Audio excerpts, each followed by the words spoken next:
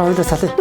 Хоёулаа сая энэ зуун үргээ эзтэй. Харин тийм. Зуны дурлал зундаа л дуусах хэрэгтэй. Зуун дуслаа гэд намайг хайчиж байгаа мó. Зундааж биш л дээ. Ер нь орчин үед 3 сараас илүү эрхэн тренд байхаа болоод удаж шít. Хайр сэтгэлтэйгээ яах юм болж байна? Хайр мэрч шиг. Мал олдсгүй юм ярих юм. Хайр сэтгэл ярьдаг үе чинь аль 2000 оноос хойш хоцрогдсон шүү дээ. Одоо тэгтэл чеклээ тохируулж үерхлээ. 3 сар болоо саллаа дараагийнхаа өнийг чеклээ.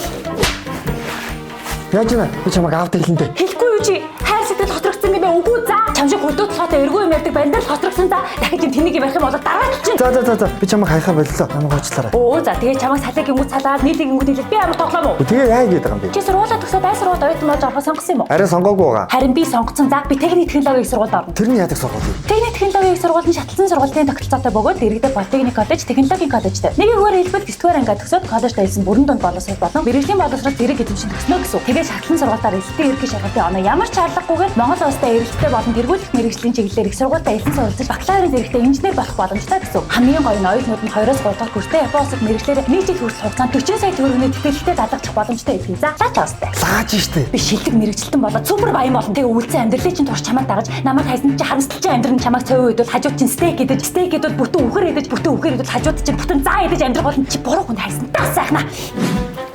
Ханара би ч бас тэр нь оролт. Ямар сургууль хэлээ? Техник технологийн их сургууль. Бажаараа хүлээж авлаа. Намайг уучлаарай. I'm sorry.